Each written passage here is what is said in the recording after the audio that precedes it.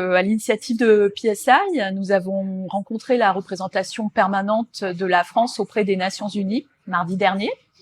Nous avons été reçus environ 1 heure par Madame Dim Labilé, conseillère juridique, chef du service Affaires des droits de l'homme, humanitaire et d'influence, assistée de Madame Julie Wagner, experte en droits de l'homme et humanitaire.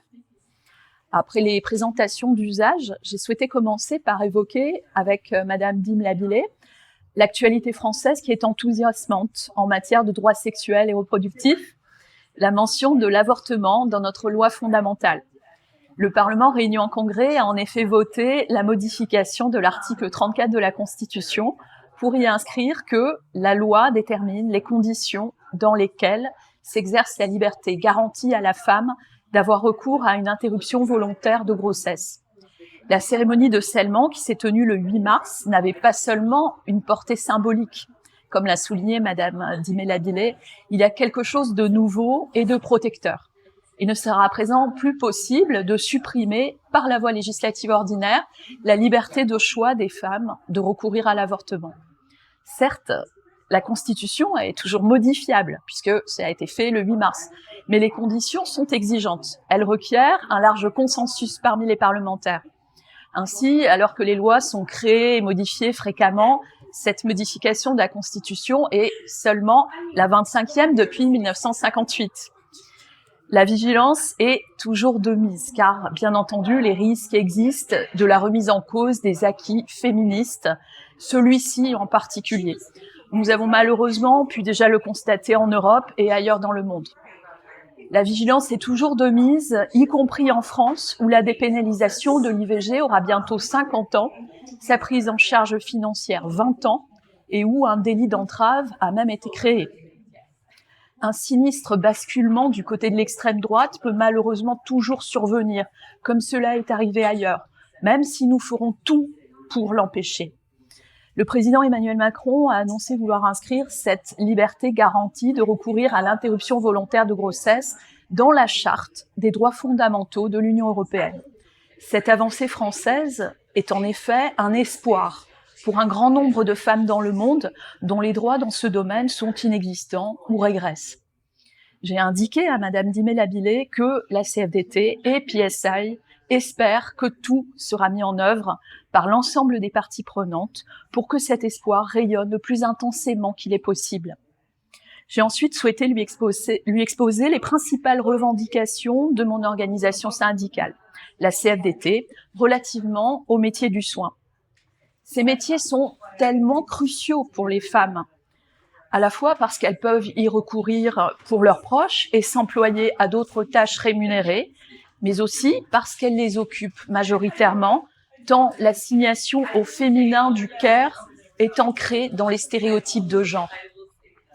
Pour ces métiers du soin, qui sont insuffisamment développés, trop onéreux, ce qui conduit souvent les femmes à faire des arbitrages économiques aux dépens du développement de leur carrière professionnelle, voire de leur présence même sur le marché du travail, en les plaçant durablement dans une situation de précarité économique et de dépendance aux aides sociales ou à leurs conjoints. La CFDT demande donc la revalorisation de l'ensemble des métiers du soin dans le secteur public et privé qui est en forte désaffection.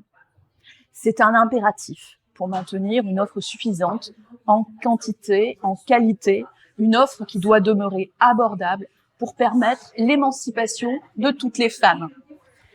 Dès lors que les contraintes d'exercice de ces métiers sont fortes, la CFDT plaide en outre pour une meilleure reconnaissance de l'usure professionnelle et de la pénibilité au travers des postures pénibles, des manutentions manuelles de charge, vibrations mécaniques et exposition aux agents chimiques dangereux. Ces 4 facteurs sont en effet responsables de l'écrasante majorité des maladies professionnelles. Leur reconnaissance pour l'acquisition de droits renforcés en matière de formation, de reconversion, de droits au temps partiel et de retraite permettrait notamment d'améliorer l'attractivité défaillante des métiers d'aide à domicile et d'aide soignante, entre autres.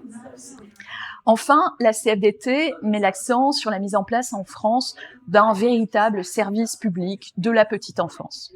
Cette revendication a notamment été portée à l'occasion de la grève féministe du 8 mars, car il manque plus d'1 million d'emplois dans les métiers du soin et du lien et plus de 200 000 places dans la petite enfance.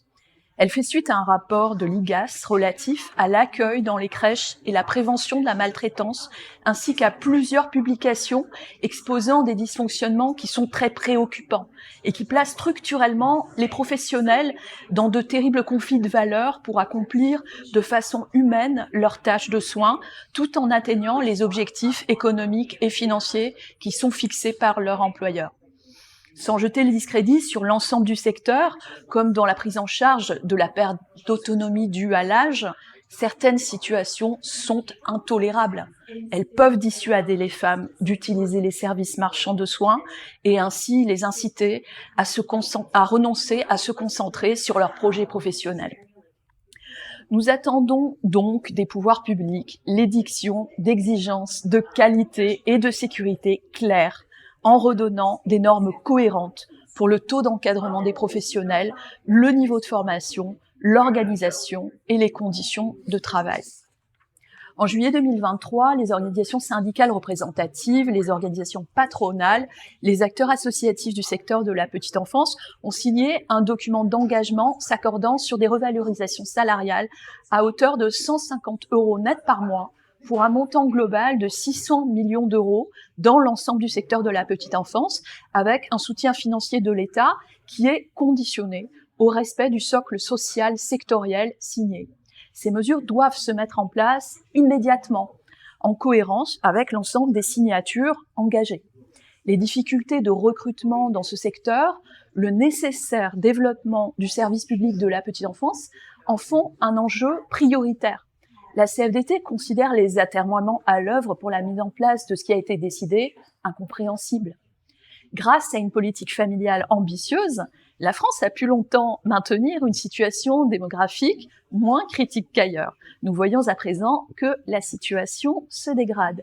Il est donc temps d'aider les femmes à tout tenir de front, engagement professionnel et familial, sans les écraser sous le poids d'une charge mentale impossible à gérer.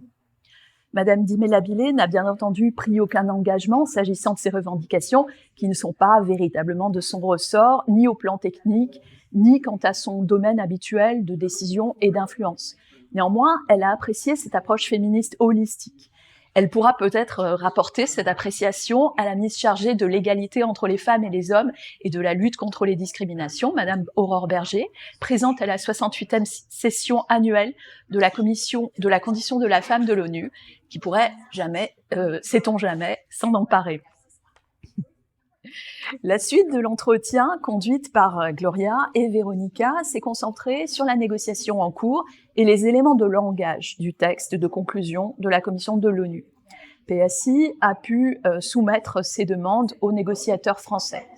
Celles-ci permettront notamment de promouvoir une reconnaissance de la valeur du travail de soins ainsi que le droit d'accès aux soins, un rééquilibrage du travail domestique non rémunéré, moins pénalisant pour les femmes et les filles, une redistribution plus équitable de la responsabilité des soins, à la fois au sein du ménage et entre les ménages et l'État, par la fourniture d'une protection sociale suffisante, d'infrastructures publiques durables et de services publics de soins pour les enfants, les personnes âgées, les personnes handicapées et atteintes de maladies chroniques, une rémunération décente pour le secteur du soin et une protection sociale en contrepartie du travail de soin qui n'est pas rémunéré, la garantie d'une représentation des travailleurs du soin, de leur capacité à s'organiser et à négocier collectivement.